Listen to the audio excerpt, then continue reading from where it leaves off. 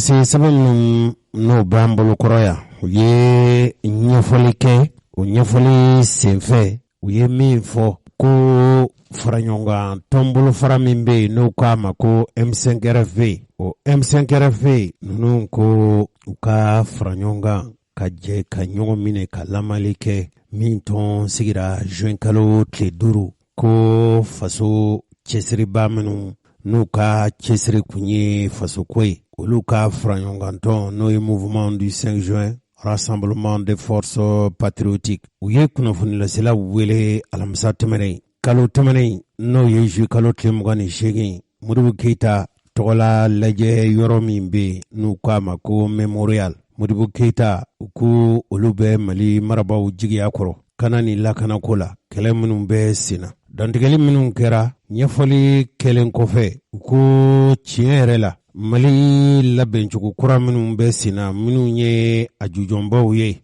afanga kalifalendo minu nabi ni ukola tikela uye jamana ire kana ani jamana lakana feretike ba uye don ani wati la fanga nyemogo bi no ye ukuntigi ye Colonel Asimu Koitai ani jamana ire marabulo nyemogo no ye Shugel Kokala Maigai kase Colonel Maliki Jauma nale ye député ya jorobe minu mbolobi ukola nyemogo yale ni kunafuni lase kene inka ni toyin kudula teme fanga maraba ube chesiri mununa inafo mali solasi ube ka farinya ni kele masaya farida jamana imbise ka bobolo la chukumi ka papali kela uni marfatiki ukumbe ateka foko uluku ko mali solasi ube ka kele masaya farida ko oye ka fo papali kela uka wale ubi jowa ko aide uye kuma chama mfo ga huyera uka fo chukula ambe domine inafo ko bi mali be gbangwarandi la koi ulu rekonin dabali banindu kafuku jamana dindo be politikiya keleni janfa kube ulu kono kasoro mali be yoro mine ko be mali ka yere kunsoro ukanga ke maldin bela jelen ka layininde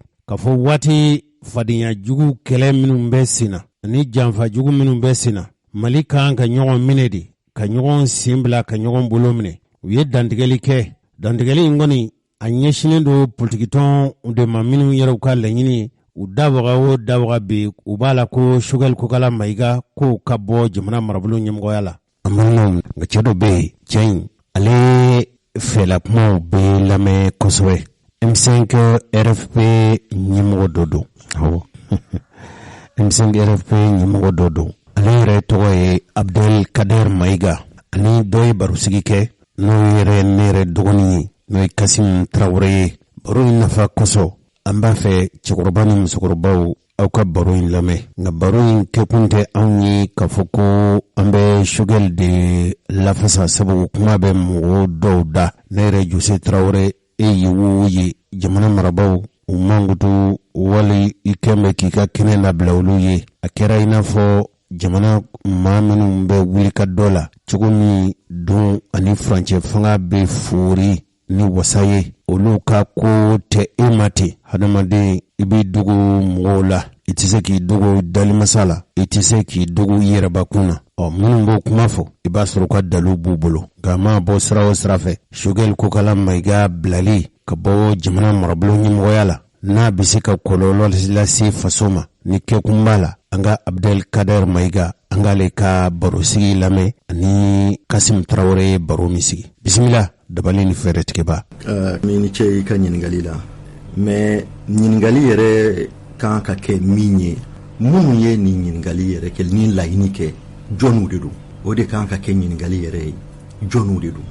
adema bala RPM bala yelema bala ani do mais anye sambi saba de ke ambe adema ka fanga de kono sambi saba ubeya nulu tunga bara nyana est-ce que coup d'état be kebi nulu tunga bara nyana est-ce que M5 tombe créé nous le tunga baranyana est-ce que Dr Shugel Kokala Maiga tombe ke premier ministre atunte kai donc ulu de kan ku yere jala ki folo ulu de kan ka don jangwala anye ninke amanye mun go sorora mun ko kube barake angu deme mais otulu tai Mali politicien madala ni anyu politicien ko ni madala ni jamana were politicien beta parce que Mali ta ambe kololo min kono mun go sorla mun be se ka anga jamana bo bolola aw ma se ka foike fokulu jalaki fokulu burja madala ni aw be changement ambe Mali croix komina madala ni o yulu kasrai u ka kewale fana bebo de yira u ka kɛwale bɛɛ b'o de yira parce que premier ministre yɛrɛ bɛ taa fɔlɔ don min na u ye ɲɔgɔn kunbɛn k'a fɔ ko pyramide la k'a fɔ k'olu ma jɛ ni premier ministre ye o kɔfɛ table ronde kɛra u banna ka taa o la assise nationale de la refondation o fana kɛra u banna ka taa o la président de la transition a y'u wele ka kuma u fɛ ka ɲini u fɛ u ka taa u banna mais an ye mun ye don min na a fɔra ko loi électorale taara assemblée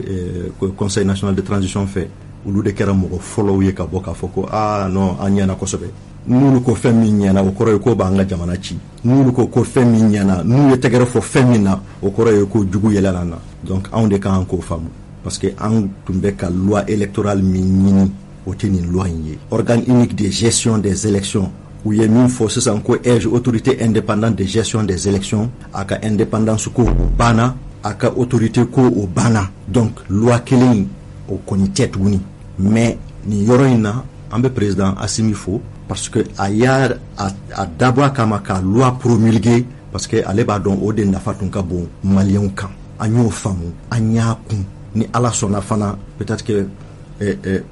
falenni bɛ se ka kɛ loi in na taalen ɲɛfɛ an y'o faamu mais politicien minnu b'a fɔ ko premier ministre ka taa ko parce que premier ministre kan ka kɛ neutre ye ne bɛ n yɛrɛ ɲininka est-ce que Mali bɛ yɔrɔ min na bi mɔgɔ bɛ se k'a fɔ ko ayi ne bɛ camancɛ la ne tɛ kini bolo fɛ ne tɛ numan bolo fɛ Mali ko Mali baara ko Mali kura ko la Mali joli ko la maliyɛn ɲɛnama bɛ se k'o fɔ Mokhtar Wane min taara a tun tɛ parti politique foyi la n'a fɔra ko parce que Choguel est politique o de kama u bɛ fɛ a ka taa mais Mokhtar Wane tun tɛ politique la a tun tɛ parti politique la munna a ma ɲɛ a bolo dɔw yɛrɛ bɛ taa k'a fɔ ko hali fɛn minnu ɲɛna gouvernement la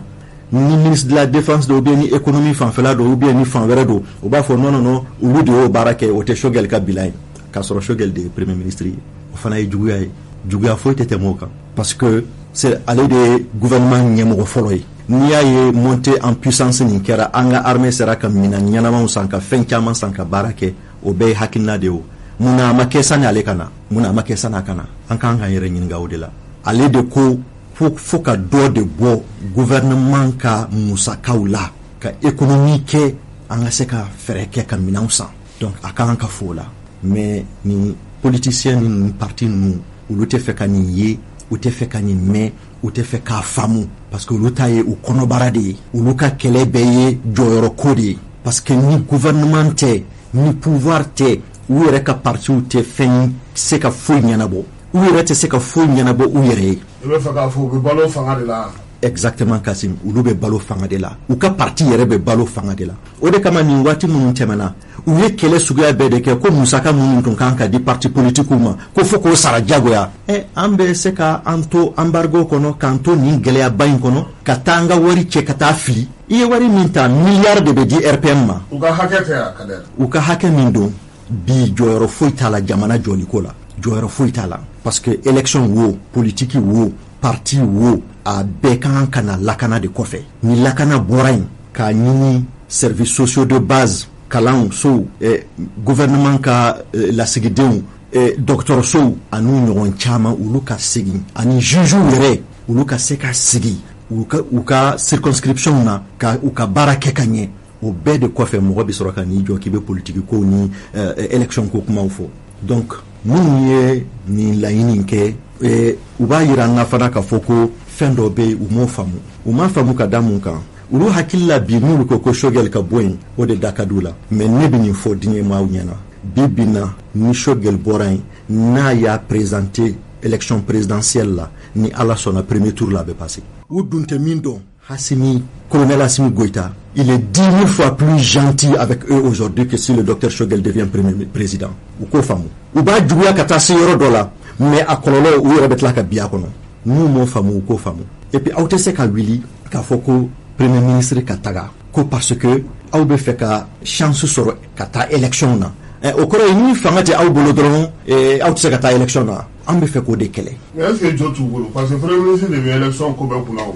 ale de bɛ kan ka élection labɛn et puis ale bɛ fanga la ale ka tila k'a fɔ a ka mɔgɔw ɲɛna k'u k'u labɛn est-ce que premier ministre ma fan dɔ ta ka tɛmɛ fan dɔ ka politique ko la.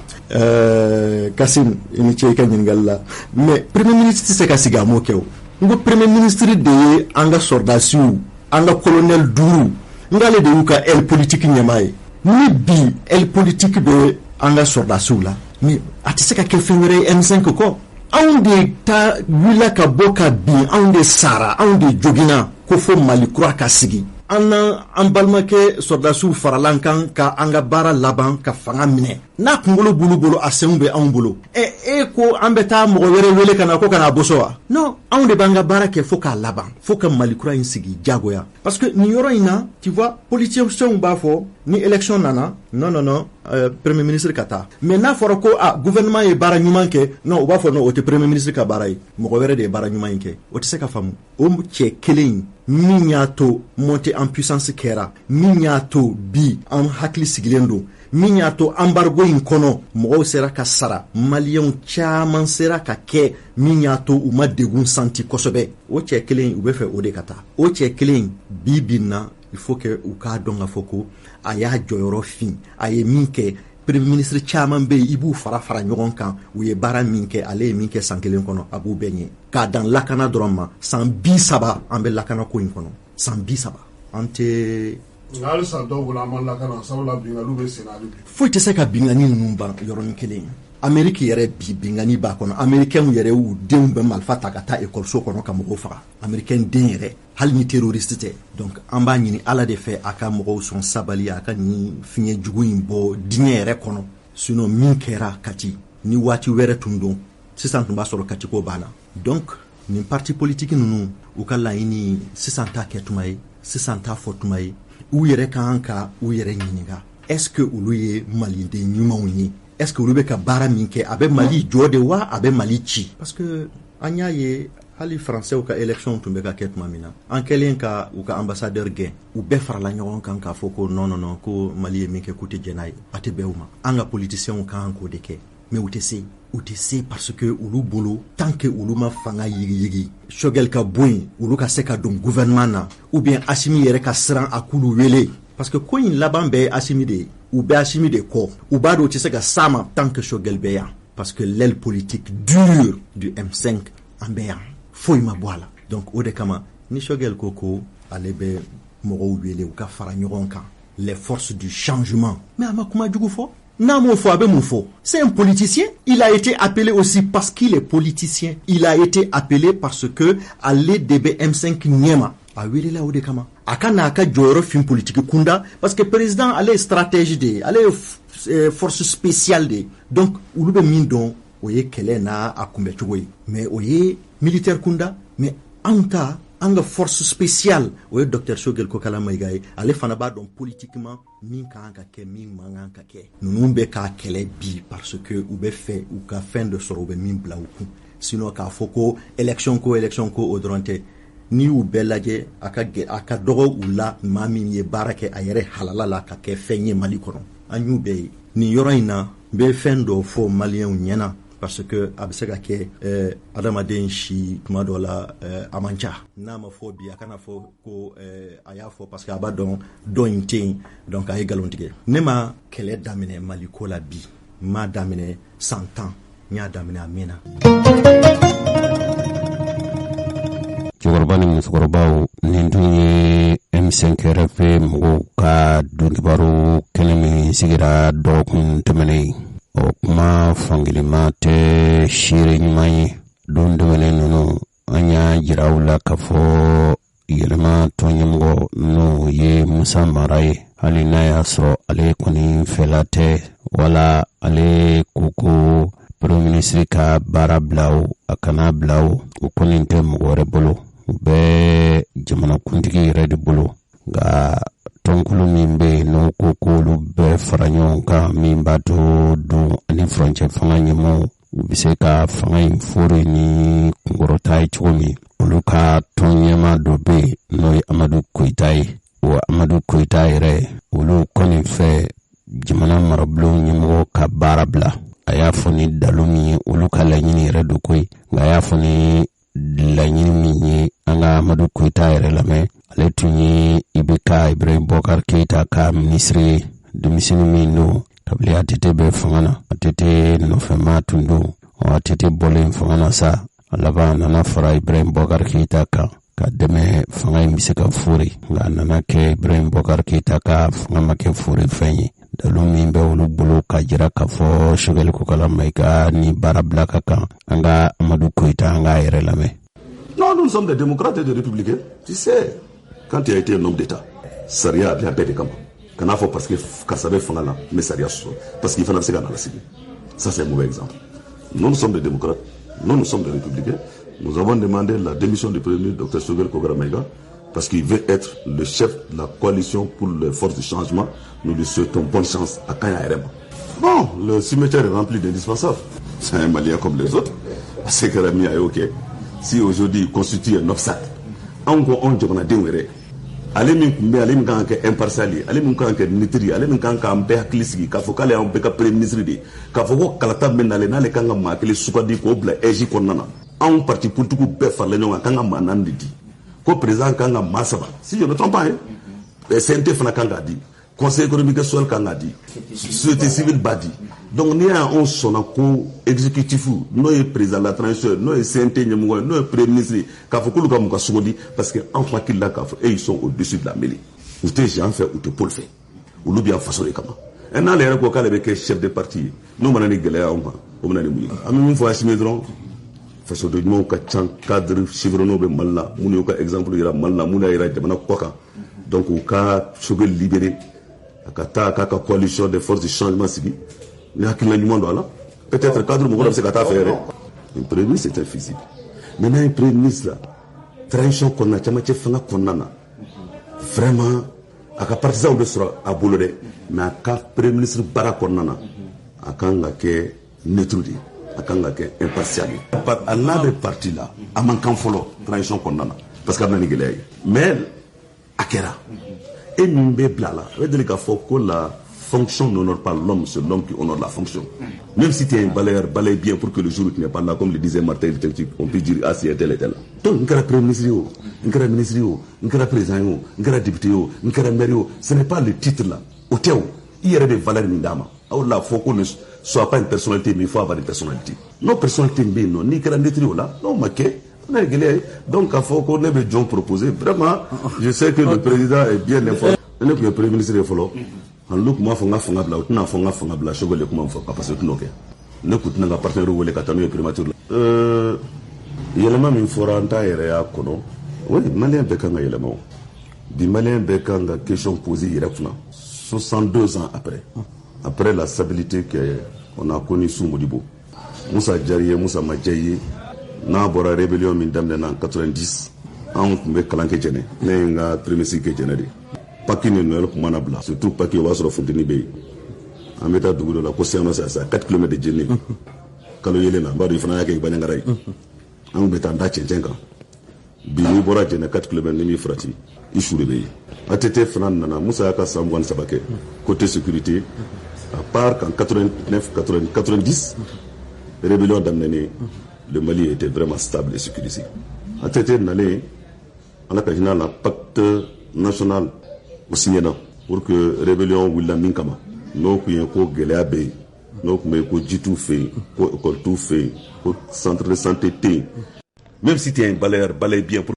que ça ban Allahu akbar ma min tara kɛlɛ ba diɲɛ fan bɛɛ Centrafrique kɛlɛ fɔlɔ bannen ya te sen wala to bide soldat de la paix a bɛ fɔ mɔgɔ ma ten soldat de la démocratie a fɔ mɔgɔ ma wa a bɛɛ y'a politique mɔgɔ dɔw de dɛ olu politique mɔgɔ dɔw donna ka jamanadenw kunkolo ɲagami a tɛ taa kumana Dakar kelen de taara gɛlɛya nana kunna Dieu merci minnu y'a kɛlɛ kɛ minnu y'an ka sɔrɔsiw kantigɛ adile ko a dɔw ye faamuyali kɛ bi u b'an ka gouvernement kɔnɔna na an b'a ɲini Alpha ka présidence gouvernement kɔnɔna na u ka se ka ne nɔgɔya ye i bɛ ka fana nana o y'a ta kɛ o seko kɛra min ye o fana y'o kɛ donc vraiment an bɛ min fɔ dɔrɔn jamana na f'an ka an yɛrɛ ɲininka quoi an ka yɛrɛ ɲininka mun de la an bi an ka bɔ mɔgɔ ko la an ka na faso ko la bouc émissaire ɲini parce que jamana ni kɛra o de sisan. Finalement, nous sommes des patriotes, mais nous ne sommes pas des nationalistes. Okay, moi, personnellement, je ne suis pas nationaliste. Les forces du changement, avec la force du changement, vous voyez, M5 Mouba Nofé. Parce que M5 est rétabli. M5 Kloma. Allez, Choguel Kloma Bayala, il était le président du comité stratégique. Cheikh Mar Sissoko, Kloma Bayala. Clément, Kloma Bayala. Madame Sika Toussou, Kloma Bayala. Mohamed Ali Bachili, Kloma Bayala. Koliba Sidibé. O ye Clément Bayala Modibo Sidibé ngo fana Modibo Sidibé o mi a fɔra ko 2012 ko da kuma ka tete la ko election ku labɛnnen dɔ fɔ ka ban ko Modibo Sidibé bulletin kun dilannen don ko Modibo Sidibé kunkolo de kun b'o kan or bulletin unique de don jamana in kɔnɔ bulletin bɛ se ka dilan ka sɔrɔ candidat ma déterminé wa an b'o jamana de kɔnɔ koyi o fɔra Modibo ma yan nɔ olu si t'a la bi o donc a n'a ka mɔgɔ min bɛ ɲɔgɔn fɛ n'a ko force changement o y'olu ka changement olu ka hakilina ye changement ye mun ye olu de b'o dɔn anw parti politique ɲɛmɔgɔw ye anw b'an ka cadre kɔnɔna na anw fana ko on a un projet de société pour le Mali. Tu sais, dans ce pays-là, il n'y a pas 10, 23 projets de société. Projets de société, mais non, les questions cruciales sont connues. Les sont connues. Il faut des bons dirigeants. Voilà pourquoi souvent, vous dites que constitution, institution, les Congo, texte, Mali, texte, à la même constitution, fait comme il fallait, ou bien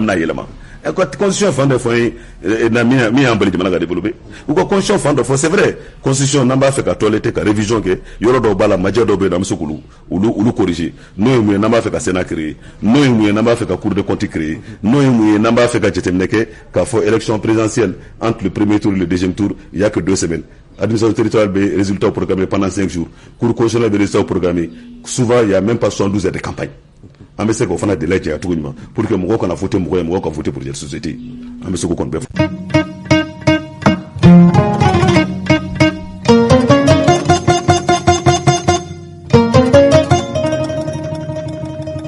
Chukrubani Musorobaou Emmanuel Macron no aleye français jamana kuntigi aye ni jugu ngalo mi ni benzen koniya kuma ni mangutu tie kuma ta kan faso Mali segere tumami Mali marabaw koni ulu masigitin koyi ya jabi wa jabi chugo nyuma yerela anga tungo donki waru kane kan tunya jirawla kafo Emmanuel Macron tuntara Cameroon bora ya tara Congo abole Cameroon kata Benin aye akata mai furi ni Guinea-Bissau de o Guinea-Bissau mi no jamana kuntigi tunana anfe Mali kona ya tumami yala togo nyini nama de tunwa tumba fe ka gre l'Europe jamana de la sawa amma bo sirawo sirafe ale kuni nana togo nyini Mali kona ya sabu ale ya jira kafo mi ale baye ko ye Mali jamana denye hal ni ya jamu yere laje sisoko jamu de bala bendun kara kan kafo sisoko jamu abora yoromi we anfe Mali kona ya tumamina Mali ni Senegal ye kelenye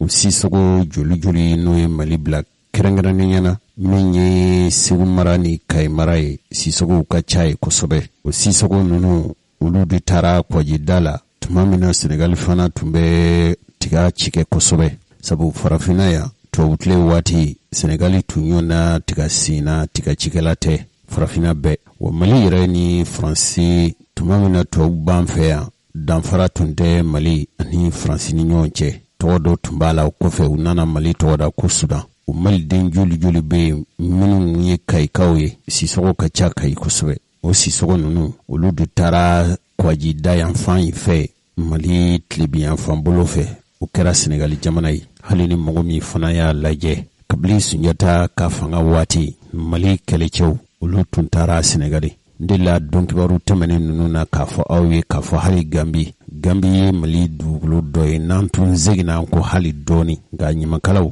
ani anga tariku tigu do fotigu bo don kasagoneka osi sogo chama de lawan kera Senegal kai nero kroke Dauda Fajo Traoré aye sisoko mbuso do furu Senegal ubatu ye Portugesi umso de afone kafo ulu fao ulu bora Mali kono kasigi Senegal ne tate dalapma damaye ne taye nya yeri o ni ambalo atowanyi nama na tunana Mali kono ya kafo ale Malidende anana demenyini wala nana a kononjia Mali kafo abe Mali deme na fora kafo Emmanuel Macron ale kuni tara yen jamanaka nga perpela tike bidi aw ma chokorobani musokoroba ka foye kafo Francima Delika Guinea-Bissau jamana minu mine na Portugesu fe u jamana dowdo o nale ko kale ka sur Malila katla Emmanuel Macron tara fe tuma dola farafina tlebi anfan jamana no yestedawe ale nyona dimiseni te jamana kuntigi ala farafina tlebi anfan jamana shifka le do beka dimiseni asugandili min kera abonyongo fe Emmanuel Macron ye aka farafina e tama min ke kosaina ayo utle laba o don laban nunu ayo de ke Guinea-Bissau France jamana kuntigi ngoni mado sake bɛɛ b'a dɔn k'a fɔ mun y'a ɲɛrɔ karilen dɔ be ka si an faso Mali ma. Mali ye min kɛ a la o de ma bɛɛ a ma. A fɔlɔfɔlɔ ye jumɛn ye? Tuma min na Ibrahim Boubacar Keita tun bɛ fanga na, n'a fɔra k'a fɔ nin denmisɛnnin hali ni jamanaba kuntigi don, a kɔni ye denmisɛnnin ye nka a ka jamana ye Faransi jamana ye. Faransi jamana ale de ye farafina tilebiyanfan jamanaw minɛ k'u kɛ jɔnya jamana ye, k'u jamanaw minɛ k'i jagoya sigi, k'u jamana ninnu kɛ a ka sɔrɔ daɲiniyɔrɔ ye. Bɛɛ y'a dɔn k'a fɔ Mali minɛli ma nɔgɔya kabini Faransikaw donna Mali dugukolo kan Senegali sira fɛ. Hali ni Jose Traoré ba ye Senegalika ye, tarikotigiw y'a jira k'a fɔ Faransi kɔni ma sɛgɛn Senegali minɛli la, nka kabini Faransi kunda Mali kan fo ka se san 1900 ma, Faransi ma se ka Mali minɛ k'a don a sogoda fɛ, murutili fara murutili kan. Faransi kɛlɛla yɔrɔ fɔlɔ min na Mali dugukolo kan o ye Sabu Sire de ye, wa Sissokow de ye yen kabila ɲɛmɔgɔw ye. Amadu Tumani Ture y'a fɔ n ye la ka yafa k'a ma k'a fɔ ale somɔgɔw a bɛnnakaw bɔra Sabu Sire de, olu fɔlɔ de ye tubabuw bɛn Kayi mara la. Ibrahim Boubacar Keita k'a to fanga na, Faransi tun ye kana jɔlɔkɔ ko jagoya do Ibrahim Boubacar Keita ninnu kana. A kɛra i n'a fɔ IBK a tun b'a fɛ k'i yɛrɛ fosi ka bɔ Faransi bolo. Yala a ɲɛ sɔrɔ sawa, yala a ma ɲɛ sɔrɔ sawa, an kɔni b'a bisigiya k'a fɔ a ma se k'i yɛrɛ bɔ Faransi bolo. Tuma min na sɔrɔlasi ninnu ye fanga paro n'u fɛ, ni CEDEAO kelen ka gɛrɛntɛ y'a to an ka jamana sɔrɔlasiw tun ye u yɛrɛw juru yoba dɔɔni. U taara sɔrɔlasi cɛkɔrɔ dɔ n'o ye bandaw ye. O bandaw fana a tun lakodɔnnen don k'a fɔ a kan tɛ mɔgɔ ka juru la, sabu waati min Général Musa Traoré tun bɛ fanga na. N delila k'a fɔ aw ye k'a fɔ ani Général Musa Traoré ma ɲɛ.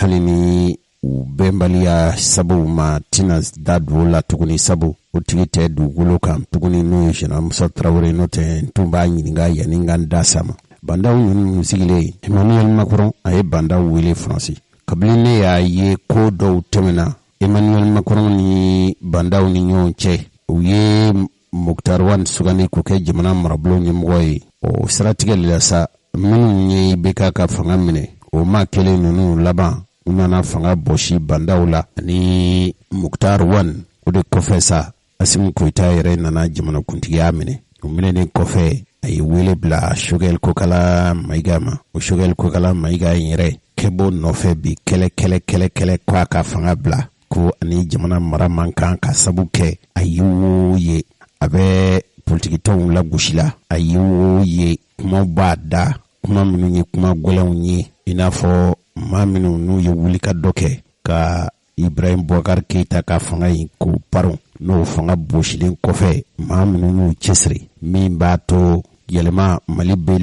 labɛn cogo kura la, u b'a fɔ min ma ko refondation. Cɛkɔrɔba ni musokɔrɔbaw, aw kɔni b'a kalama k'a fɔ n'i bɛ so jɔ, so tɛ jɔ dugukolo jalan kan ten. I bɛ dugukolo sen, i b'a sen, o yɛrɛ senni o bɛ bɔ dugukolo lahalaya la. N'a kɛra ko dugukolo mankan don, a ka magan, i b'a sen fo ka se fara ma. N'i ma sen ka se fara ma, i b'a sen fo ka se hakɛ dɔ ma. I bɛ sɔrɔ k'o yɔrɔ k'o coro ni fara ye. I b'a fɛ ka so in lamini jɔ ni min ye, i b'o dingɛ sen ka fara kɔ kɔnɔ k'o fa tewu. Dɔw b'a fara kɛtɔ, u bɛ bɔgɔ k'a la, dɔw yɛrɛ u bɛ siman k'a la. A bɛ fɔ de ma ko fondation. Kɔni Mali n'a ma ɲɛ k'a fɔ Mali kura de bɛna dilan, ko k'o baara de kɛ fɔlɔ, u b'a fɔ de ma ko refondation. Ka dugukolo bi jɔ, so bi jɔ dugukolo yɔrɔ min fo k'o la kɛnɛya kosɛbɛ de, n'o kɛra so tɛna cun. Refondation min bɛ senna dɛ, o kuma minnu fɔra ninnu fɛ o de ka gɛlɛn. Wa an ye kibaruya min sɔrɔ o ye k'a fɔ Choguel Kokala Maïga ko aw minnu ko k'aw b'a fɛ ka Mali kura tu tigɛ,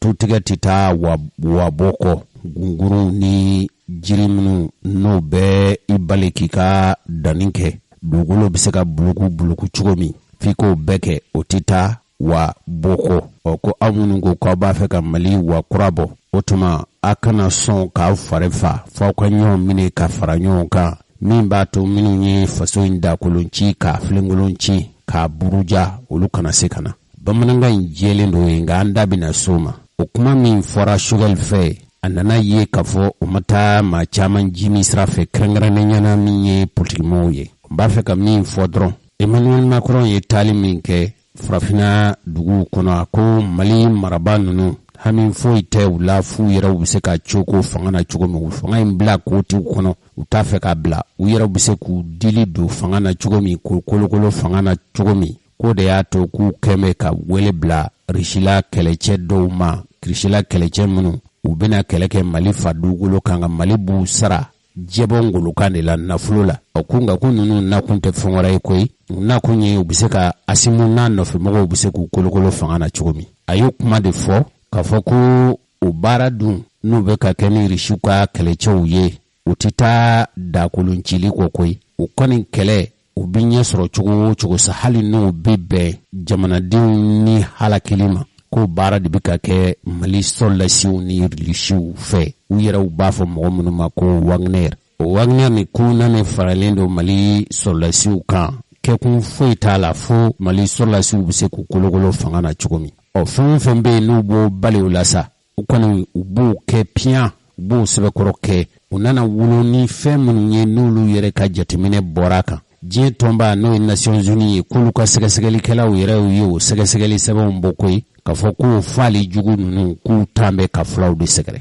a ye nin kuma nin fɔ nanzarakan na hakili la k'a fɔ kunungo an tun y'a lajɛ ka bayɛlɛma nɛgɛ karafetigi dɔnkibaru baara bi kɛ maa fila fɛ fɔlɔfɔlɔ Rajal ka kuma fan dɔgɔyalen don kosɛbɛ fo ni sɛgɛn kɛra don min wala ni ɲɔ cayara wugu la wele bɛ bila ale ma n'o tɛ dɔnkibaru in bɛ labɛn radio bɛn kuma na Rajal ani Danbele de fɛ aw ɲɛ bɛ nin baara in labɛn cogo ɲuman na f'a lamɛnli ka di tulo la laseliw u sigi bɛ ɲɔgɔn kan ni sigidenw ye kumaw nunjuru donnen don i n'a fɔ kɔlɔsi bɛ cun cogo min minnu bɛ ka nin baara ɲuman kɛ nin ye nin cɛ fila de o tuma nɛgɛ ni karafe sukɔlɛtigiw a ti na ni Emmanuel Macron ka kuma ye an k'a lajɛ k'a bayɛlɛma tuguni cɛkɔrɔba ni musokɔrɔbaw bɛ se ka faamuyali kɛ cogo min hali Mali marabaw fana ye jaabi min di Emmanuel Macron ka juguya kuma min dabɔra Mali marabaw kɔni ko k'a dabɔra Mali mankutu tiɲɛni kama n'a kɔni sɔnna ka nin kuma fɔ o tuma jaabi b'olu fɛ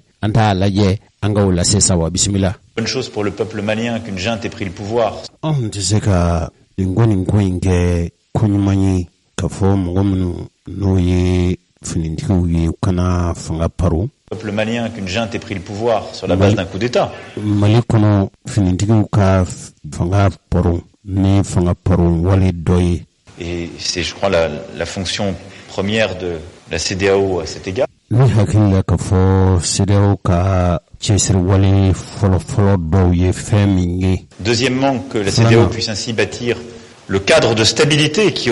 CEDEAO mu ka dabali ni fɛɛrɛ tigɛ min ye basigi fanga basigili ye CEDEAO jamanaw kɔnɔ. Au-delà de ce retour de la souveraineté populaire, min b'a to fanga bi segin halala yasira olu fɛ. Permettre de lutter efficacement contre les groupes terroristes, puisque ka papalikɛla ninnu kɛlɛcogo ɲuman na. Force est de constater que les choix faits par sabu a wajibiyara bi ka kɔlɔsi ka fɔ la junte malienne aujourd'hui et min ye Mali fanga paronbaw ye sɔrɔlasi ninnu kɔni sa complicité de fait avec la milice Wagner. U ni Wagner n'o ye risiw ka kɛlɛbolo minnu bɛ taa wali jamanaw kɔnɔ u bi fara i kan ka kɛlɛ kɛ i b'u sara n'o ye risiw ka kɛlɛbolo Wagner ye. Sont particulièrement inefficaces pour lutter contre le terrorisme. Ça n'est d'ailleurs plus leur objectif. Et c'est ce qui a présidé à notre choix de quitter le sol malien.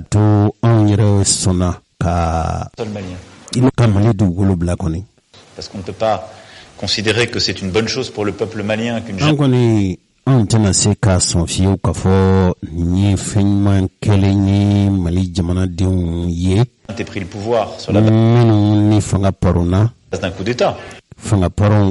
firi min sɔrɔla fanga paronni fɛ. Et c'est, je crois, la fonction première de la CEDEAO à cet égard. Ne hakili la k'a fɔ CEDEAO ka baara kolo gɛlɛnw ka baara fɔlɔfɔlɔ dɔ ye jumɛn ye. Deuxièmement, que la CEDEAO puisse ainsi bâtir le cadre de stabilité. CEDEAO o bɛ se ka dabali ni fɛɛrɛ tigɛ cogo min fanga basigili a bɛ se ka lawaleya cogo min. Et qui au-delà de ce retour de la souveraineté populaire. Min b'a to fanga bɛ segin n'o ye halala fangaw ye. permettent de lutter efficacement contre les groupes terroristes.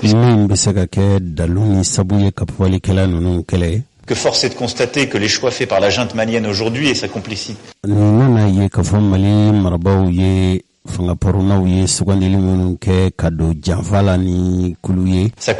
de fait avec la milice Wagner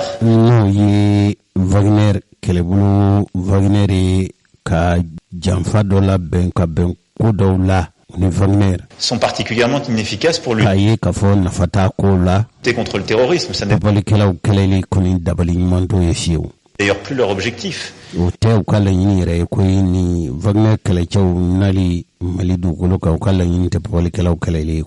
C'est ce qui a présidé à notre choix de quitter le Sahel. Nous avons aussi partagé nos inquiétudes sur l'amplification des violences contre les populations civiles au Sahel. Nemi président Omar Wambalo anjera kanga hamina ko fo farafina tlibi enfant jamana deun kani halaki walim bekake. Plus largement maintenant dans toute la sous-région et en particulier des exactions commises par les éléments mercenaires. Krangrani yana minumbe no be warmine ka keleki togola olu beka danso wale minunta ka farafina tlibi enfant jamana deun segre. Déployés au Mali. Ni uka kelebolo be Mali kono. Et dont les agissements sont désormais documentés par les rapports des Nations Unies. Wagner,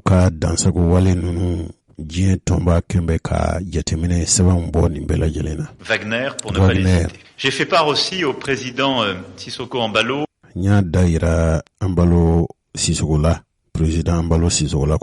de l'alarme de la France et de ses partenaires face à ce qui s'apparente sous couvert d'opérations de lutte contre le terrorisme à des violences systématiques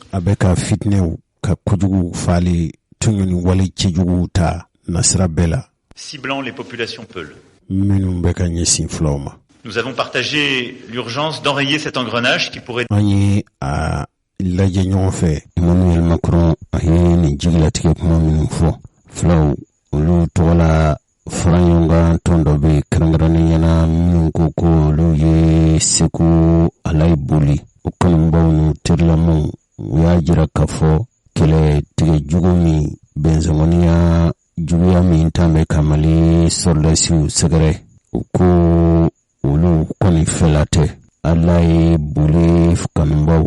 ko fulaw bɛ ka kɛ bolokɔni taamasiyɛn feerekɛbaw ni birisabaw fɛ olu bɛ hakilila jigin ka fɔ min Mali marabaw Mali kana ni Mali lakanabaw olu ka tɔn bɛ a jigiya kɔrɔ k'a fɔ ko min ye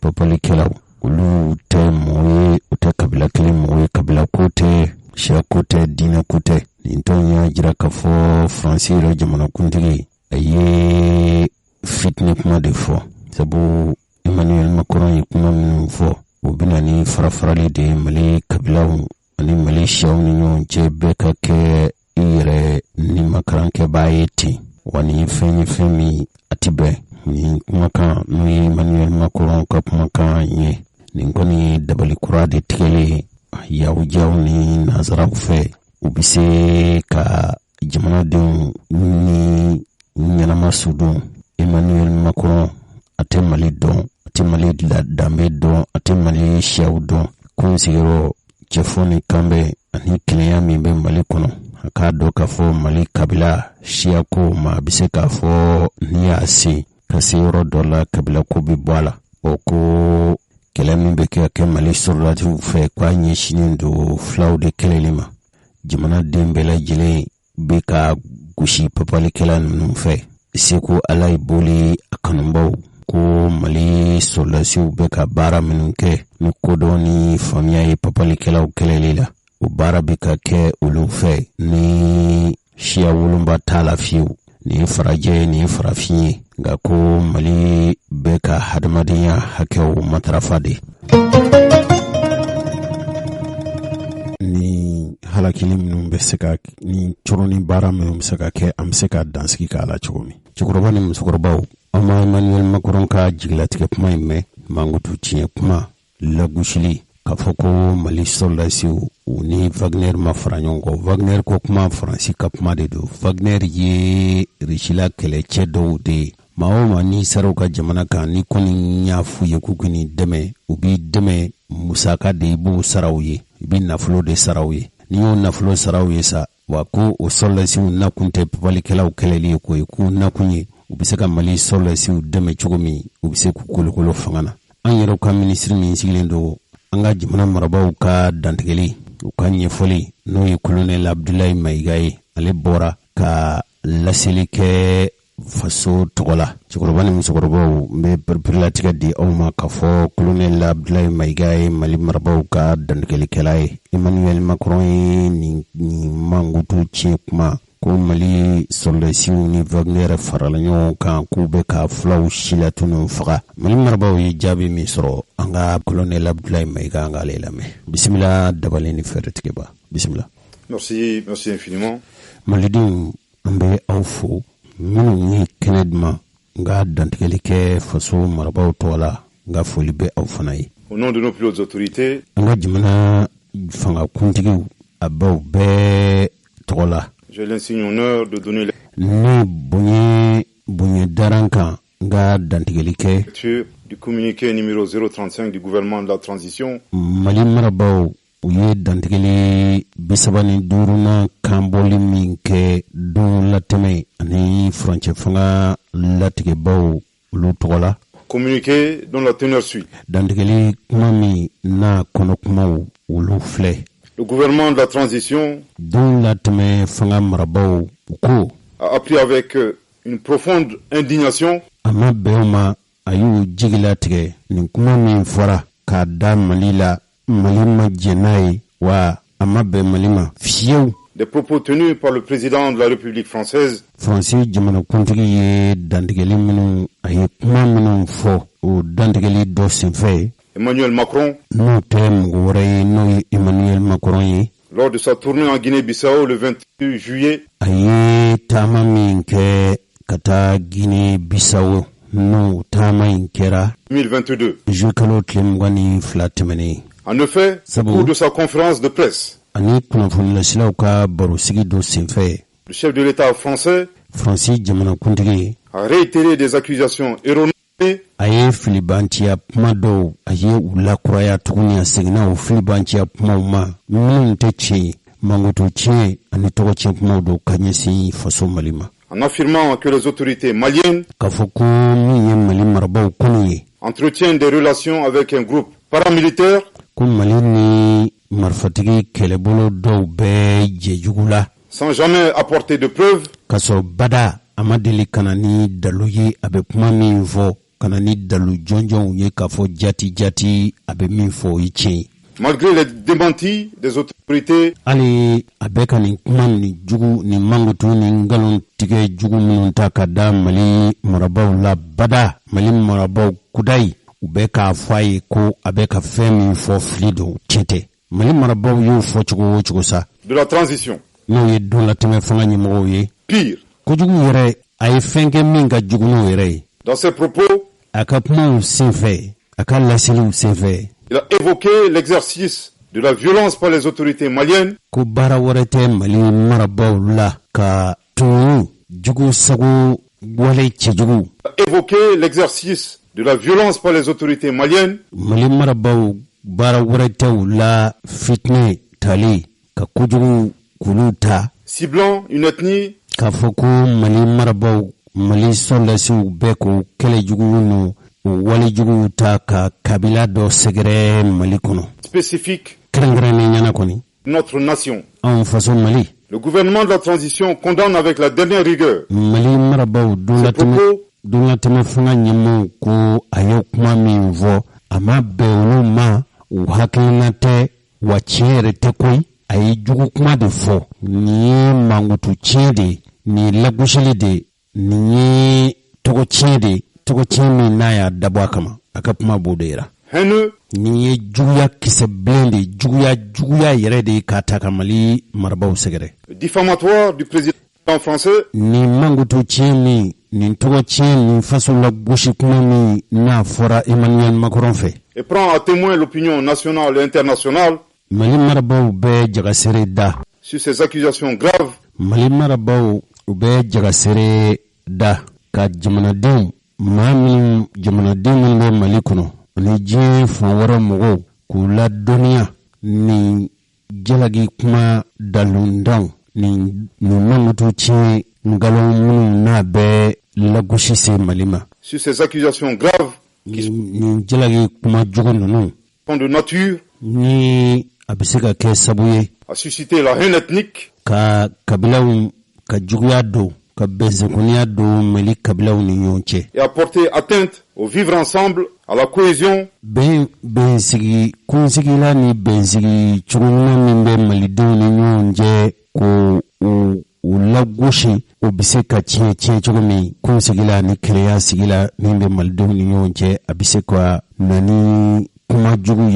minnu bɛ dankari o la ainsi qu'à l'harmonie entre les Maliens. malidenw yɛrɛw ni bɛn min bɛ malidenw ni ɲɔgɔn cɛ kɛnɛya min bɛ malidenw ni ɲɔgɔn cɛ koto ɲɔgɔn tala min bɛ malidenw ni ɲɔgɔn cɛ kun sigiyɔrɔ min bɛ malidenw ni ɲɔgɔn cɛ a b'a fɛ k'o de la gosi k'o tiɲɛ. Il est important que le président Macron fo fɛn min nafa ka bon Macron yɛrɛ fɛ fo se remémore constamment le rôle négatif a k'i hakili jigin dɛ a ka tasi k'a miiri tiɲɛni wale jugu min kɛra Faransi fɛ et la responsabilité de la France Faransi nɔ wale jugu min se ka t'a la fiyewu dans le génocide des Tutsis au Rwanda. Rwanda jamanadenw ni ɲɔgɔn cɛ ni halaki ni faga jugu min kɛra jamanadenw k'u foroba ninbɔ min kɛra Tutsiw la Rwanda jamana kan. Un événement qui attriste encore toute l'humanité. Ni wale cɛjugu in kɛn bɛ ka jigi waro jigilatigɛ ani diɲɛ bɛɛ labɔ nin jigilatigɛ wale min ye diɲɛ bɛɛ labɔ kɔni. À ce sujet et de manière prémonitoire, o siratigɛ de la sa ka jaga sereli kuma fɔ faso fɛ. Après avoir décelé le dessein des autorités françaises, tuma min na Mali b'a a kana kun ɲɛna ka fɔ Mali ta kalama ŋaniya jugu min b'u kɔnɔ janfa min b'u kɔnɔ kɔni n'o ye Faransi jamanakuntigiw ye jamana marabaaw ye d'entretenir la haine ethnique, ka se ka bɛnsɛnkɔniya an tɛ ɲɔgɔn fɛ kabilaw ni ɲɔgɔn cɛ foyɔ ni fɔɲɔgɔnkɔ u ka laɲini o de ye. Au Mali, kɔnɔ le kɔni gouvernement de la transition min ye donlatɛmɛ a demandé fɔɲɔgɔnkɔ d'une ye part à l'ambassadeur de France de quitter nin ɲɔgɔnna kuma ninnu de y'a to Mali marabaaw y'a ɲini Faransi ka lasigiden min b'an fa dugukolo kan a ka taa k'an faso dugukolo bila le territoire malien. Mali dugukolo kɔni D'autre part, ani fana a suspendu les médias o kɔ Faransi kunnafoni lase bondaso minnu tun b'an fa dugukolo kan yan France 24 n'o ye France 24 ye et Radio France Internationale, ani Radio France Internationale o tɔgɔ de ye ko RFI ye se comportant comme la radio des 1000 collines, olu minnu n'olu kɛra fitinɛ radio ye Rwanda ɲɔgɔnna minnu bɛ yen n'a bɛ fɔ radio ma ko 1000 collines France 24 ani RFI tun b'o baaraw de kɛ an fa dugukolo kan yan public du Mali. Mali kɔnɔ kɔni Aussi, o la ces propos subversifs du président ni fitinɛ kuma ninnu ni woyɔ laɲini kolokololi kuma minnu kɛra Faransi jamanakuntigi fɛ français Faranfɛ donne raison au gouvernement de la transition. nin bɛɛ ye dalu ye dalu min b'a jira k'a fɔ Mali marabaaw ye min kɛ Faransi lasigiden na u ka jafilɛ bondaso n'o ye France 24 ye hali u ka arajoso n'o ye RFI ye gɔni min kɛra ka bɔ an fa dugukolo kan Faransi jamanakuntigi ye nin min fɔ kɔsa in na nin bɛɛ lajɛlen dalu ye dalu min y'a to wa ka jo di Mali marabaaw ma u ye ninnu gɛnni minnu kɛ ka Mali dugukolo bila Gouvernement de la transition min ye donlatɛmɛ fanga ɲɛmɔgɔw ye sa qui à juste titre u tun b'u jo fɛ koyi wa u n'a kɛli tun ka kan peint à la coopération en matière de défense k'a ye k'a fɔ Mali ani Faransi man kan ka jɛ ka lakana fɛɛrɛ ni dabali ka bɛnko dɔ la Mali ni Faransi cɛ kana ni lakanako la ja Mali jo tun b'a la wa Mali jo yɛrɛ b'a la koyi avec la France, n'o ye Faransi des ye résultats insatisfaisants a yera k'a fɔ kabini Faransi b'an fa dugukolo kan fo ka se kɔsa in ma an hakili tun bɛ nafa minnu na nafa ma sɔrɔ a la fiyewu dans la lutte contre le terrorisme au Mali. kabalikɛlaw kɛlɛli la Mali dugukolo En kan outre, ani fana la France qui a toujours œuvré à la Faransi kɔni bada kuda ye baara wɛrɛ ma sɔrɔ Faransi fɛ a ka kɛta ma kɛ foyi ye division et à la partition de notre fo min ye malidenw kanbɛnbaliya ani Mali tilali o de tun ye Faransi ŋaniya ye. Pays An faso cili mal kɔnɔ. placé O tuma donner des leçons au Mali. dalu si tɛ Faransi bolo. Faransi ni a man kan fiyewu k'a fɔ Faransi bɛ a fɔ k'a bɛ Mali bilasira wala ka Mali lasabali wala ka Mali lasɔn ni kalan ye. Faransi n'o man kan. Faransi tɛ jamana ye min n'o kɛli ka kan. Le gouvernement de la transition Min ye don latɛmɛ o furancɛla fanga ɲɛmɔgɔw ye u bɛ fɛn min wajibiya Macron fɛ d'abandonner définitivement ko a bɛ tasira min kan ŋaniya min b'a la a bɛ ka wale minnu kɛ k'a k'u bila koyi sa posture a kɛn bɛ k'i labɛn cogo minnu na a bɛ min senna k'a k'a dabila néocoloniale, marabajuguya ŋaniya ni o kɛwale min b'a bolo k'a k'a bɔjɔ paternaliste, k'a kɛ i n'a fɔ anw faso ye ale den wɛrɛ ye ale t'anw minɛ foyi la fo n'a kɛra kɛcogoya min bɛ den ni fa cɛ wala den ni masa cɛ o t'anw ni Faransi cɛ fiyewu. et condescendante, Wa nin ye ŋaniya juguya de ye k'a kɛ i n'a fɔ facɛn don facɛn min ale b'o waleya o tɛ tiɲɛ ye koyi. pour comprendre que nul ne peut aimer le Mali mieux que le Malien. A ka faamu yala maa bɛ yen min bɛ se ka Mali fɛ ka kɛ Mali fɛ ka Mali kanu ka kɛ Mali kanuba ye ka tɛmɛ malidenw kan o maa si tɛ yen min bɛ se ka kɛ Mali fɛ ka sago malidenw yɛrɛw kan. Eux-mêmes. Olu yɛrɛ kɔni. Je répète, N bɛ segin a kan. le gouvernement de la transition Don latɛmɛ fanga ɲɛmɔgɔw b'a wajibiya exige du président Macron ka ɲini Faransi jamanakuntigi Macron fɛ d'abandonner définitivement k'o bada a k'a dabila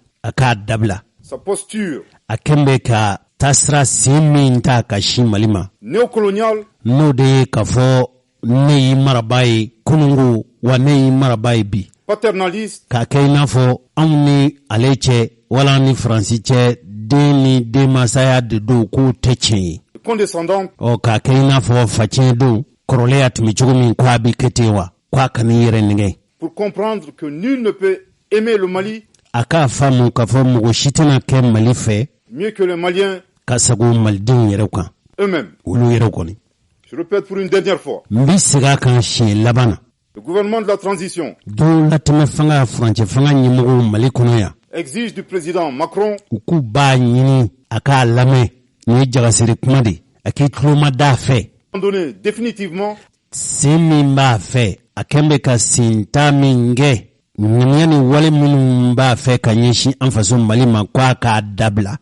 dabila pewu sa posture néocoloniale, n'o de ye k'a kɛ i n'a fɔ olu y'an marabaw ye kunungo wa an marali b'u kɔnɔ k'a k'o bila paternaliste, k'a kɛ i n'a fɔ anw ni Faransi cɛ Mali ni Faransi cɛ o ye den ni a masaya de ye ka Faransi kɛ anw masa ye n'o de b'a kɔnɔ k'a k'o bɔ a kɔnɔ koyi k'o ti ɲɛ et condescendante, wa k'a kɛ i n'a fɔ fanciyɛn don ale mɔkɛw y'an mara olu Faransi bidenw b'an mara n'o de b'a kɔnɔ k'a k'o bila pour comprendre que nul ne peut aimer le Mali a k'a faamu k'a dɔn k'a fɔ maa si tɛ se ka kɛ Mali fɛ maa si tɛ anw faso Mali kanu mieux que les Maliens eux-mêmes. ka sago malidenw yɛrɛ kan ni mɔgɔ bɛ faso fɛ ni mɔgɔ bɛ Mali fɛ o ye malidenw yɛrɛ de ye sura si wɛrɛ tɛ se ka kɛ Mali fɛ ka Mali kanu ka sago malidenw yɛrɛw kan. Le gouvernement de la transition rappelle don latɛmɛ fanga ɲɛmɔgɔw bɛ hakililajigin kɛ ni min b'a mɛn o k'a mɛn ni min t'a mɛn o k'a mɛn que le Mali, min ye Mali ye foyer des grands empires en Afrique de l'Ouest, Mali ye farafin jamanaba minnu tu tigɛra k'a bɛɛ kolo bɔra faso Mali de kɔnɔ a bɛɛ jujɔ na anw fa dugukolo de kan. berceau d'une civilisation multiséculaire, Mali ye jamana min danbe jamana don kɔrɔlen jamana don Mali ye jamanaba ye faso Mali a jɔn bɛ jɔlan minnu kan o nasira ni o jili don siraw ka ca kosɛbɛ bi m'a to Mali ye faso ye jamana ye koyi Mali tɛ bi jamana ye dɛ et pays de tolérance, Mali ye an ka kun sigi la an ka kun mɔgɔya la hali n'an tɛ diinɛ kelen na an na bɛɛ fasoko la Mali y'o faso de ye repose sur sa diversité wa Mali tɛ kabila kelen jamana ye Mali denw suguw ka ca u ka danbew ka ca u ka siyaw ka ca u ka kabilaw ka ca o faso de ye Mali ye ethno-culturelle, donko ni seko ani kabila caman de ye Mali in sigi la bonne cohésion sociale, yan de Mali kɔnɔ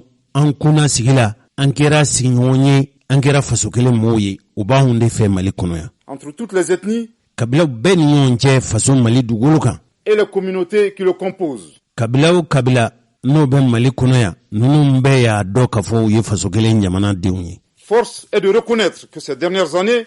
Jonkala mo koni mi se ka fo ni san laban nunu na. Le tissu social a été dégradé à cause des conflits communautaires. Anana ye ka fo benyona ni kunsigila ni keleya min ba ni nyonje abeka fusuku be na kera finingono ye a finingono be ka fusuku kabila ni nyonje Qui sont instrumentalisés par des groupes terroristes. No sabu jugu u bara jugu kulukulu bate mɔgɔ wɛrɛw ye minnu n'olu ye papalikɛla kɛlɛbolo ye u n'u dɛmɛ baw u n'u ka sabu jugu minnu n'u b'a fɛ ka Mali gɛlɛya kolokolo Mali kɔnɔ. Étatiques étrangers. A kɛra jamana kɔnɔ maaw ye o a kɛra dunanw ye o maaw de bɛ ninnu senkɔrɔ k'u kolokolo k'u sara k'u kɛ Mali kan. Le gouvernement de la transition rappelle Mali marabaaw bɛ hakililajigin kɛ que le renforcement de la cohésion sociale Benkuro minnu sigi la cɛfɔ ni kanbɛn n'u cɛsiri bɛ ka kɛ Mali fɛ Mali bɛ se ka segin o taabolo n'u taasiraw kan cogo min. Demeure l'un de ses objectifs prioritaires. Mali marabaaw ka laɲiniw ka kɔnɔgan ko fɔlɔfɔlɔ ye o dɔ de ye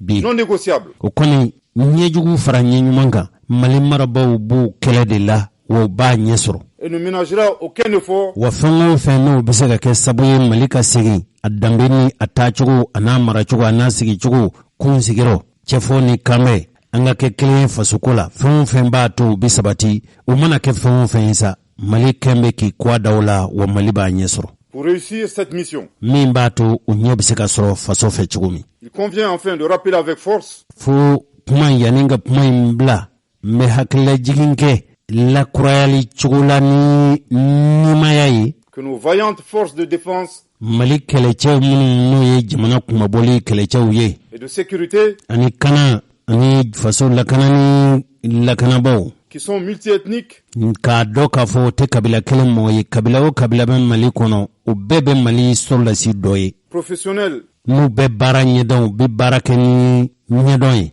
républicains et résolument engagés minnu ka kɛlɛ kun tɛ foyi ye fu fasoko demeure un rempart. a kana kɛ mɔgɔ ɲɛna k'a fɔ mɔgɔ bɛ se k'u kɛlɛcɛ ninnu kɛn bɛ k'u jɔ tata la u kɛn bɛ k'u jɔ ka banamini kɛ ka Mali kanani min kɛ ko maa bɛ se k'o banamini kari ka tɛmɛ wa k'u ka bɔ u bɛ maa minnu hakili la u ka bɔ o hakili la. Pour la défense de la patrie, faso bɛ se ka kisi ka kuma bɔ cogo min o ye Mali kɛlɛcɛw u kalekan ye. La préservation et la protection de l'ensemble. Mali tɛmɛni Mali kisili faso kuru kara bɛɛ Ensemble de nos concitoyens Maliden kelen-kelenna bɛ se ka lakana cogo min k'u sigiyɔrɔ lakana dans leur diversité ethnique. Wa nin ye Mali kabila bɛɛ ka hamina ko de ye nin ye Mali kabilaw bɛɛ kalikan de ye et religieuse. hali diinɛ siraw fɛ. Que Dieu bénisse le Mali Ala ka duga Mali ye et protège les Maliens. ka Malidenw kisi k'u lakana nin kɛra Bamakɔ Bamako le 31 juillet juillet kalo tile 31 2022. Merci de ma san 2022 aw bɛɛ lajɛlen an b'aw fo n'aw ka tulomajɔ ye. votre très aimable attention. Aw ni ce. Merci. I ni ce. Ministre Abdoulaye Mayiga i ye kuma minnu fɔ n'a y'a sɔrɔ nansarakan b'a yɛlɛmɛli ka taa bamanankan na ko an ye fɛn fɔ i ma fɛn min fɔ i t'i wele bila an ma radio bɛnkuma na baaraɲɔgɔnw an na wuli ka se i fɛ wala n'i ka mɔgɔ bɛ mɔgɔ min kuma fɔra an fɛ i ma min fɔ wala i m'a fɔ fɔcogo la o ko a kana an ka kɛnɛ kan ko an ka kɛnɛ labilalen don a ye. Cɛkɔrɔba ni musokɔrɔbaw nin tun ye Colonel Abdoulaye Mayiga ye a tun ye nin dantigɛli kɛ nansarakan na nɛgɛ karafe ani kolabɛnnaw Fajal fara ka danbele kan u ko minisiri ye dantigɛli kɛ kunungo ko a ye min fɔ nansarakan na ko jamana ka foroba lasili bondaso kunnafonilasilaw y'a ɲininka bamanankan na n t'a yɛrɛ lamɛn ne ye min fɔ nansarakan na komi a fɔra ka segin ka bamanankan na a yɛrɛ ye fɛn minnu fɔ an t'a mɛn a yɛrɛ da n'o kɛra Jose y'a fɔ u bɛ bɔ a la a yɛrɛ mana min fɔ bamanankan na n'o y'an ka forobakan ye n'aw y'o faamu cogo min cɛkɔrɔba ni musokɔrɔba o de y'a fɛla jati bisimila. Acclé dama donné Francis jamana ka ɲɛmɔgɔ n'o ye président Emmanuel Macron a tun bɛ munumunu dɔw la farafinna jamanaw ni ɲɔgɔn cɛ atale Guinée Bissau kuma cɛjugu dɔw fɔ k'an ka jamana sɛgɛrɛ n'a ye kuma cɛjugu ye 2 ye kuma cɛjugu fɔlɔ ko k'an ka jamana ni milisiw ni mercenaires dɔw bɛ ka baara kɛ ɲɔgɔn fɛ u fara ɲɔgɔn u b'a kuma fɔ mais dalilu t'u bolo mun bɛ se k'a fɔ k'an ka jamana b'u baara kɛ an yɛrɛ y'a fɔ ye kuma caman k'u bɛ ka mun fɔ o kuma cɛjugu don wa nkalon fana don a filanan ye mun ye a ye kuma ta k'a ɲɛsin an ka jamana siya dɔ ma k'a fɔ ko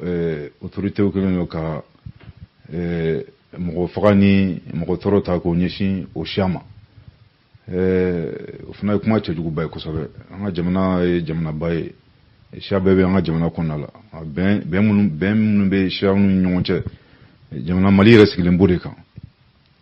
o kuma cɛjugu filɛ nin ye n'an ko k'an b'a to yen ka tɛmɛ a man ɲi kosɛbɛ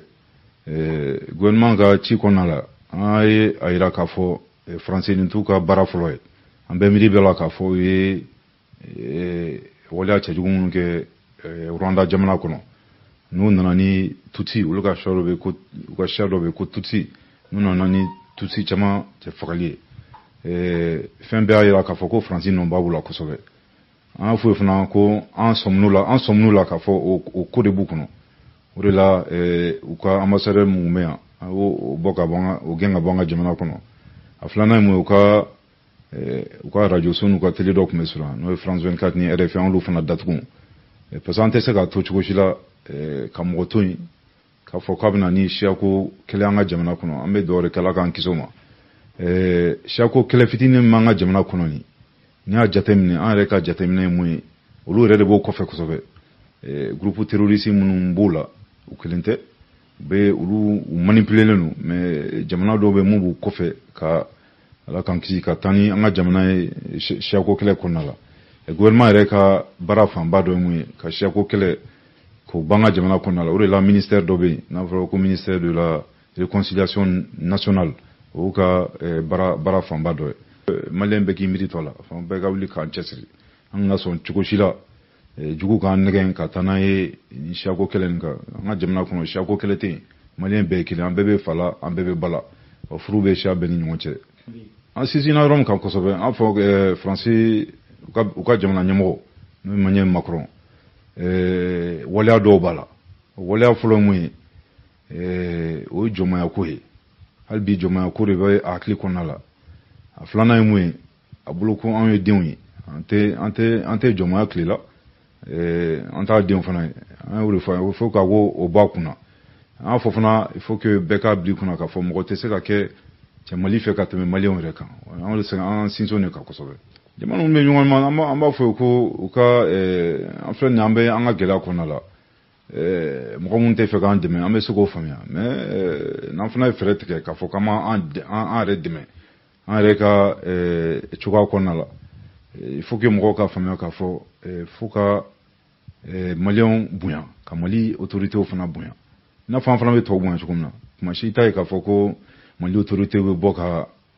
faransi autoritéw dɔgɔya binkanni de bɛ kɛla an kan il faut que mɔgɔw k'o bulu kɔnɔ mais an bɛ période min fana la il faut que maliyɛn bɛɛ fana k'i bolo di ɲɔgɔn ma. Cɛkɔrɔba ni musokɔrɔbaw denmisɛnnin minnu bɛ yen n'u bɛ faamuya ɲini n'u ta tɛ ta ɲini ye n'u ka kɛlɛ kun tɛ i tɛrɛn ka bɔ yen ka n sigi wala fiɲɛbɔ dadi yɛrɛ ma n ka se k'an diya Mali marabaaw kɔni ka kuma bɛ jujɔn ni fɛn min ye a bɛ fore ni fɛn min ye a kana kɛ faransi ɲɛna k'a fɔ Mali y'a ka degeden de ye ale ye Mali ka karamɔgɔ ye a kan ka Mali kalan cogo min a bɛ Mali kalan o cogo la ko faransi k'o bɔ hakili la pewu a k'a dɔn k'a fɔ an ye jamana min ye an bɛ kun n'an yɛrɛ ye an ye se k'an yɛrɛ kungo ɲɛnabɔ ni marabaa jugu tɛ Mali bɛ se ka wasa n'a yɛrɛ ye.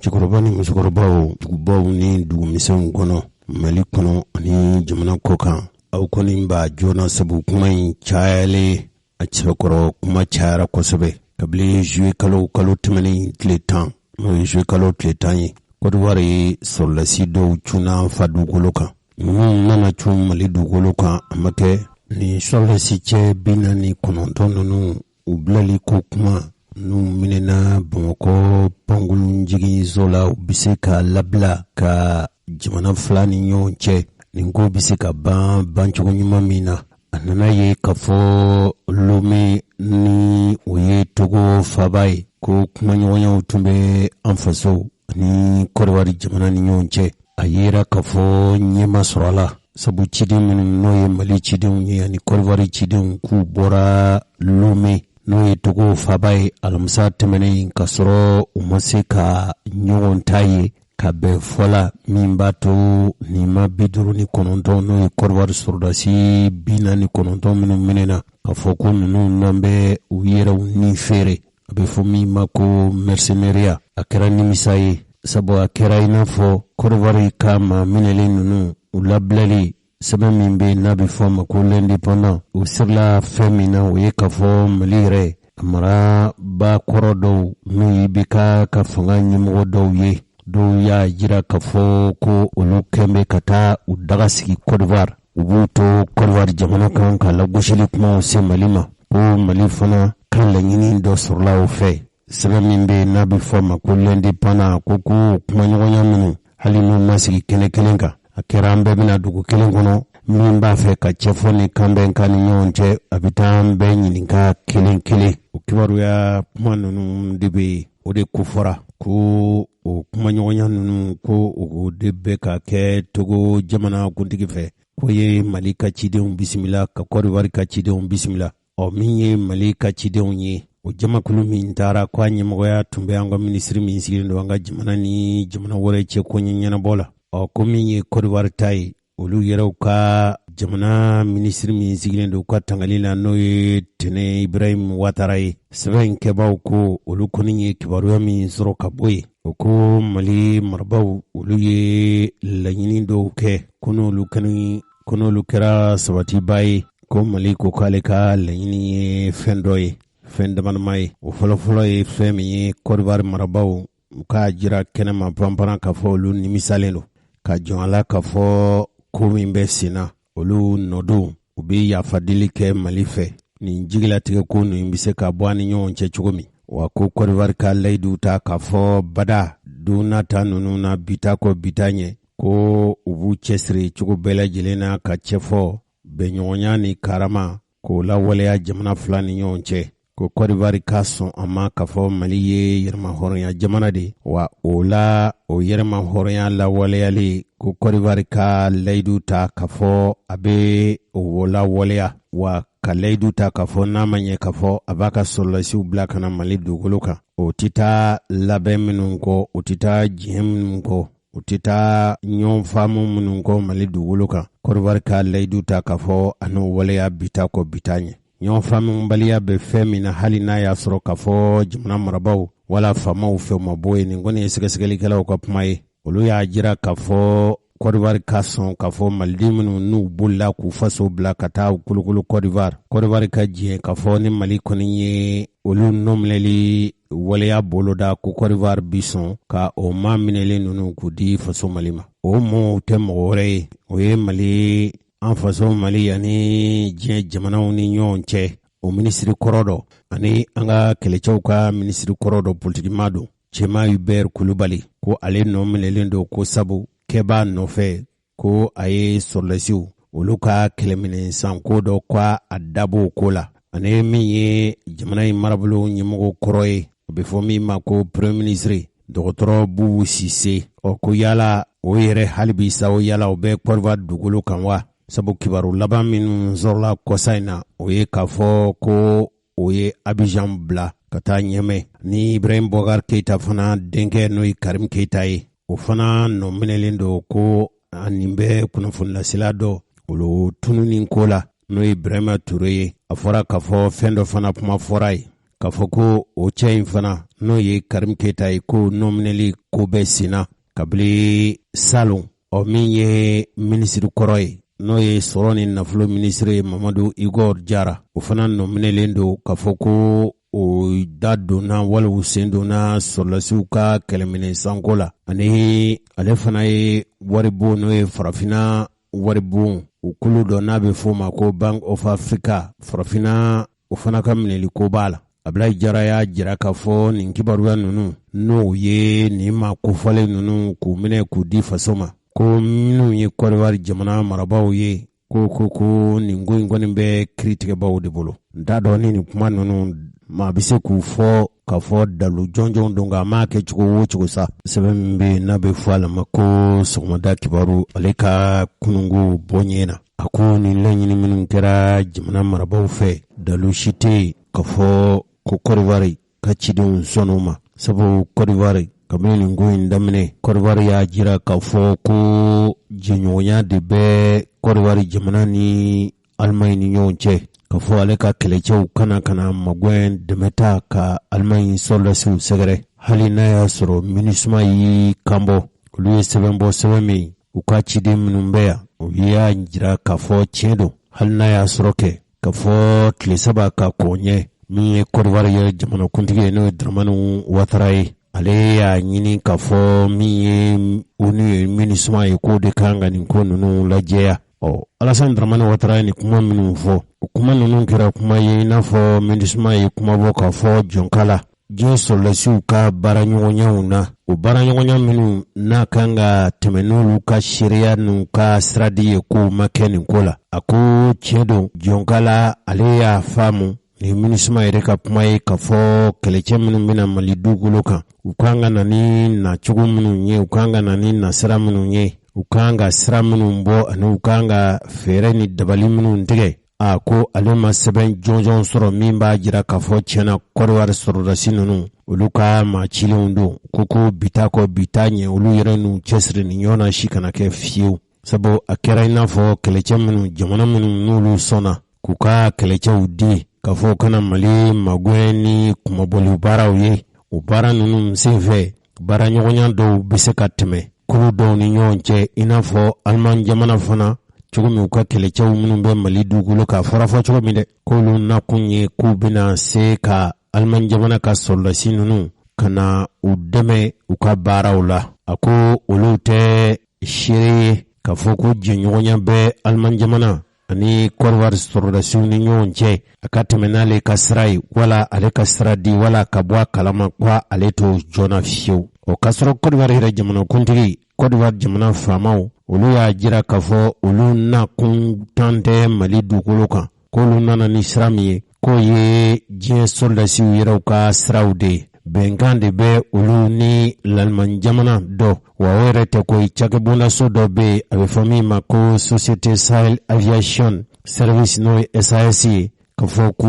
o de ye kɔriwari sɔrɔdasi ninnu ta u kana magwɛnw ta ka Alimaɲi ka sɔrɔdasi ninnu sɛgɛrɛ k'o de kɛra sabu ye k'o sɔrɔdasi ninnu u nana Mali dugukolo kan nka Mali yɛrɛ y'a jira k'a fɔ don kelen da kelen ale t'a joona kɔriwari sɔrɔdasi ninnu cunna Mali kɔnɔ bisigi ni siga dɔw yɛrɛ y'a jira k'a fɔ ko nin sɔrɔdasi ninnu tun nakun ye Asimu Goyita ka fanga in firilen ŋaniya de hali bi o kuma dɔw bɛ sen na nka maa bɔ sira o sira fɛ o kumaɲɔgɔnya minnu taara sigi Togo faaba la n'o ye Lome ye Mali ka ciden minnu taara u ni kɔriwari ka cidenw kɔni ma sigi kɛnɛ kelen kan nka bɛɛ lamɛnna i ta fan bɛɛ y'i fɛla fɔ ko Mali ni kɔriwari ko ma bɛn fɔla fiyewu.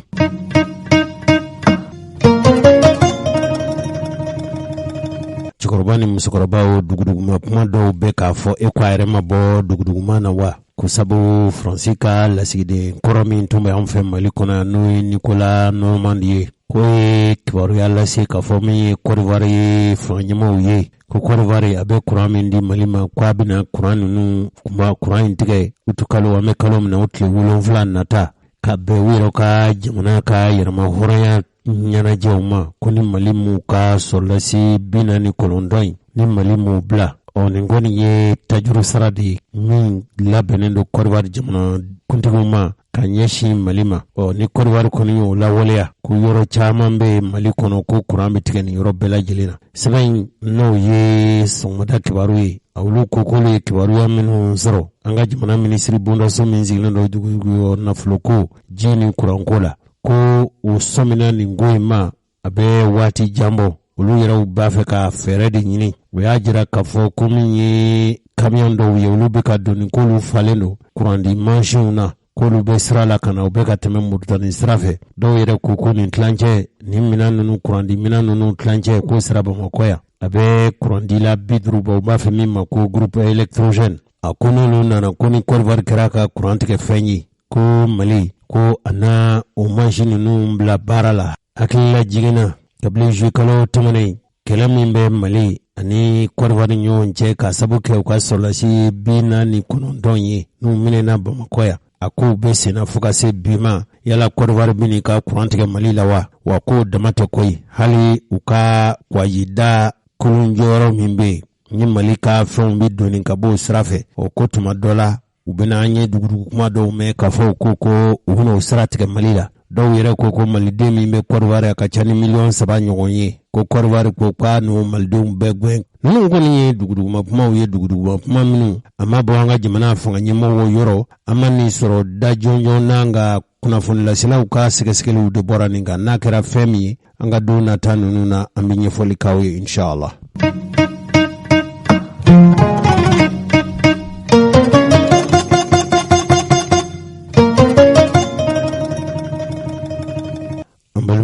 Kɛrɛnkɛrɛnnenya an ka cɛkɔrɔba ni musokɔrɔbaw sɛbɛn min b'an bolo kɔrɔ n'an ko a ma ko sɔgɔmada kibaru ale y'a jira k'a fɔ a dɔgɔyalen mɔgɔ 11 ye ninnu bɛɛ lajɛlen fagara mɛna ka dugu min bɛ yen n'u k'a ma ko Tevola ko u kɛra mɔgɔ marifatigi dɔw fɛ minnu ko u bɛna diinɛ mara karaba an fa dugukolo kan ko a kɛra sibiri tɛmɛnen o su fɛ kabila min bɛ n'o ye Burudame Tuareg kabila ye n'u k'a ma ko Indaka Zahak olu de ye dantigɛli kɛ jamanaden 11 ko ninnu dara k'u fa mɔgɔ marifatigi dɔw fɛ k'u tun bɛ motow bala juillet kalo tile 29 tɛmɛnen k'u ko olu ka kɛlɛbolo ye minnu ko bɛ diinɛ mara karaba farafinna tilebiyan fan fɛ nin binganikɛla ninnu u ye dɔw ka mobili minɛ ka sɔrɔ ka tasuma dɔw bolofɛnw na hali dɔw ka bagan o yɔrɔ kofɔlen na k'u ye bagan ninnu fana n'u ma min fa u taara n'o ye a bɛ minɛka fɛ an ka jamana kabila Tuareg kabila min bɛ n'a kunu ko a ma ko Idaka Sahak u ko b'a ɲini fanga ɲɛmɔgɔw fɛ kɛrɛnkɛrɛnnenya minnu bɛ n'u y'u bolonɔbila kɛ cɛfɔ ani kanbɛn bɛnkɛwale sɛbɛnna ni o bolonɔbila o sigi ka fɔ kɛra Algérie ani Mali tangabaw adamadenya yɛrɛ hakɛ matarafabaw u ka dabali ni fɛɛrɛ tigɛ min b'a to nin jigilatigɛ fagali minnu n'u bi kɛ u mɔɔw bɛ se ka minɛ cogo min na hakilila jiginna min ye minaka ye an bɛ don min i n'a fɔ ko bi ka bɔ kabili marisi kalo tɛmɛnen a yɛrɛ ka fɔ bingani wale dɔw bɛ ta ka kɛ mɔgɔ dɔw fɛ olu de ko ten ko olu nakun ye a silamɛya jamana bɛ se ka karaba farafinna tilebiyanfan bolo in fɛ cogo min.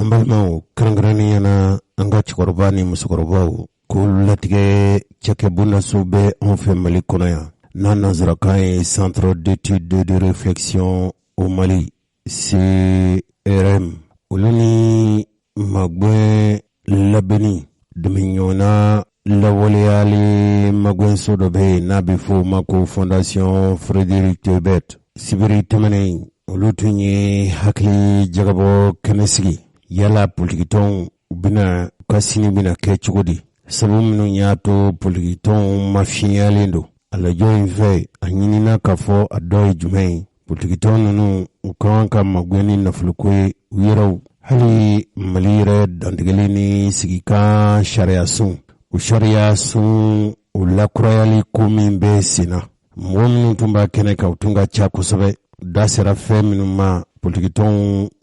lafiyali Mali kɔnɔ an t'a bamanankan fɔ wa hali na a kuma bɛna gɛlɛya dɔɔni politikitɔnw bi ka fagaw bi ka dɛsɛ yɛlɛma min n'o kan ka kɛ Mali kɔnɔ nka n'a tɛ taa ni jamanadenw kɛrɛnkɛrɛnɲana min ye berebɛrɛtɔnw ye olu ka jɔda ka bon a la kosɛbɛ min b'a to politikitɔn ninnu u bɛ se k'u ka kɛtaw fɛ u bɛ se k'u ka kɛtaw kɛ cogo min b'a to bɛɛ y'a bi kolokolo Mali dugukolo kan cɛfɔ ni kanbɛ Malidenw ni ɲɔgɔn cɛ hali Malidenw yɛrɛw ni politikitɔnw cɛ da tun sera fɛn min ma ko politikitɔnw bɛrɛbɛrɛtɔnw mafiyali o dun ye kɔlɔlɔ de ka ɲɛsin bɛɛ ma yala politikitɔn ninnu bɛ se ka kɛ cogo di Mali kura kɔnɔ min nana ni politikitɔnw mafiyali ye dabali ni fɛɛrɛ minnu kan ka tigɛ sɛbɛn minnu b'an bolo kɔrɔ olu ye ɲɛfɔli kɛ k'a jira k'a fɔ fo hakili jagabɔ de ka kɛ hakili jagabɔ in bɛ se k'a to cogo min na tɔn ninnu bɛ se ka dɔ fara u ka cɛsiri n'u ka kologɛlɛya kan. A tɛ taa fɛn min kɔ o ye jamanadenw yɛrɛw ka fasoden ɲumanya. Faso tɛ jɔ, a tɛ jɔ politikitɔnw kɔ, wa politikitɔnw yɛrɛw kan ka dili de don. Fɛn minnu bɛ se k'a to jamana in tɛ jɔ minnu kɔ olu da ka don a la u ka nimaya. Fɛn o fɛn n'o bɛ se k'a kɛ u ka kɛ. K'a lajɛ dabali ni fɛɛrɛ minnu kan ka tigɛ. Yala Mali bɛ se ka yɛlɛmaw don dantigɛli ni sigikan sariya sunna ka sɔrɔ malidenw ma taa kan ɲininka wa kumaw kɔni ka ca.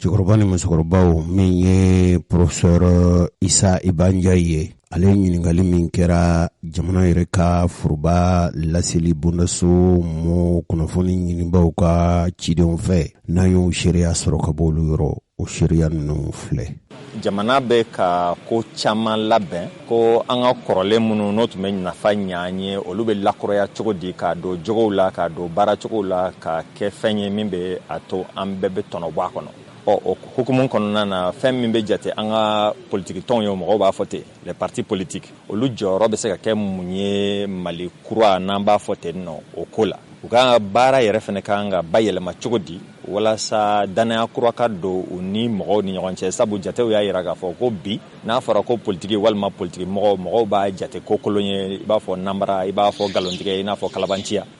Miirina kura bɛ se ka don ko la cogo di an bɛna hakili jagabɔ de kan. CRM ye ayiwa jɛkulu min ye olu ka baara ye ɲinini de ye. Ayiwa an fasodenw kɛlen don ɲɔgɔn kan u bɛ u bolo kɛ ɲɔgɔn kan ka hakili jagabɔ kɛ. Gɛlɛya bɛ se ka sɔrɔ jamana tagabolo fɛn o fɛn na u bɛ hakili jagabɔ k'u kan. O hakili jagabɔ mana bange min na u b'o di jamana ɲɛmɔgɔw ma pour que u bɛ se ka u fara u bolo la u ka ayiwa baara kɛ n'o ye cogo min na an bɛ se ka ayiwa fɛɛrɛ sɔrɔ gɛlɛya minnu bɛ an Mali da la. N'an ko ko Mali kura i tɛ se ka démocratie fɔ k'a fɔ k'i bɛ parti politiques bila kɛrɛfɛla la. Donc gɛlɛya mana kɛ cogo o cogo sabu an bɛɛ b'a dɔn k'a fɔ k'a ta 2012 la ka na bila bi la gɛlɛyaba de b'an ka parti politiques kɔnɔna na. Gɛlɛya bɛ partiw yɛrɛ ka taabolo la gɛlɛya bɛ partiw ani anw yɛrɛ jamanadenw an ka faamuyaliw tɛ kelen ye. Donc o kɛla fɛn ye fɔ mɔgɔw yɛrɛ bɛ ɲugula partiw la. Donc o kɔrɔ k'a fɔ k'an kana sigi bɛ an ka hakili jagabɔ kɛ ayiwa mun de bɛ se ka kɛ fɛɛrɛ min b'a to ayiwa parti politiques yɛrɛ bɛ se ka u yɛrɛ tilen cogo dɔ la. Cɛkɔrɔba ni musokɔrɔbaw njɛkɛ tilalen kuma na Professeur Isa Ibanja ale tilalen kuma na ministre ka jamana marabulon ɲɛmɔgɔ n'o ye Choguel Kokala Mayiga o ka ciden min bɛ ale de ye kuma in fɔri ni fɔri cogo la. Nka n'i ye nin ko in bɛɛ lajɛlen lajɛ maa minnu ni olu tun b'a kɛnɛ kan dɔw ɲininkali ko an b'a fɔ bɛɛ y'a démocratie